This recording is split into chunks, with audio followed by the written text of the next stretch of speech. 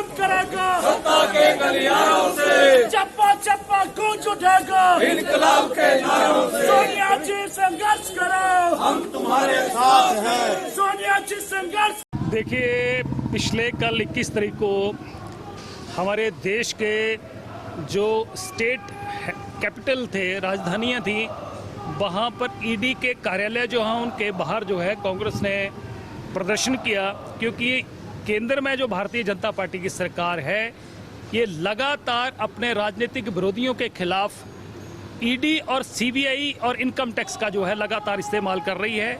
उन लोगों को, पॉलिटिकल लोगों को कुचलने का काम कर रही है, झूठे मुकदमे बनाने की कोशिश कर रही है और इस तरीके से राजनीतिक प्रतिद्वंदी जो हैं उनको जो प्रताड़ित करने का काम ये सरकार जो है कर रही है।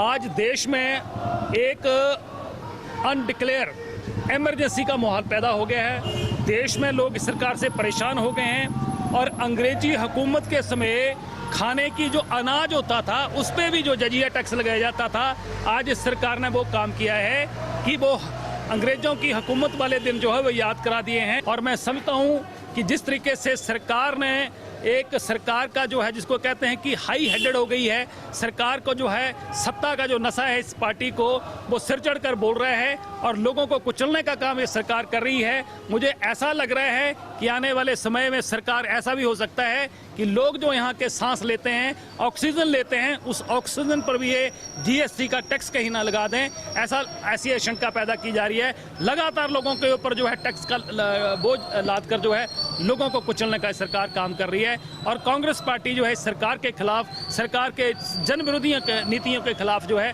वो लगातार जो है वो संघर्ष कर रही है। ये जो प्रदर्शन है अखिल भारतीय कांग्रेस कमेटी के निर्देश के ऊपर है, निर्देशानुसार है। कांग्रेस अखिल भारतीय कांग्रेस कमेटी ने ये निर्णय लिया था कि जिस रोज़ 21 तारीख को, 21 जुलाई को ईडी ने श्रीमती सोनिया गांधी जो हमारी राष्ट्रीय अध्यक्षा हैं उनको सम्मन किया था, उस मामले में जो नेशनल हेराल्ड अखबार से जुड़ा हुआ है।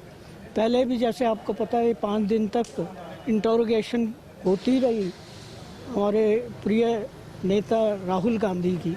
उसके बाद अब इन्होंने वहाँ बस नहीं की, अब सोनिया गांधी को उसके लिए बुला लिया है।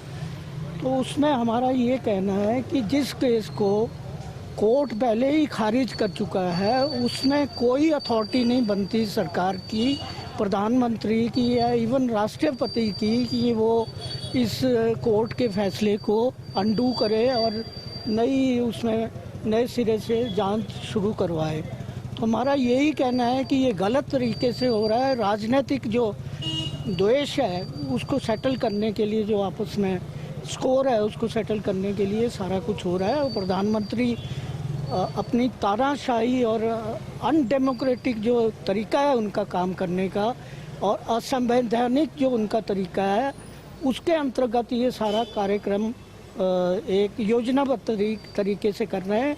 इससे न सिर्फ हमारे नेता की छवि को आघात पहुंचाने की कोशिश की जा रही है, बल्कि जो संगठन है हमारा कांग्रेस पार्टी उसको कमज़ोर करने की ये प्रधानमंत्री की तरफ से, भाजपा की तरफ से ये सारा षड्यंत्र रचा जा रहा है।